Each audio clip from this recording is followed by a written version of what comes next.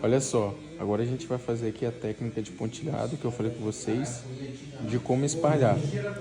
Você pode perceber no vídeo que essa área aqui, ó, é a área mais escura. Então a gente vai fazer com que essa área escura não venha a ter muita percepção, igual vocês estão vendo aí. Tá um degradê bacana, porém a gente vai melhorar aqui com pontilhado, ó.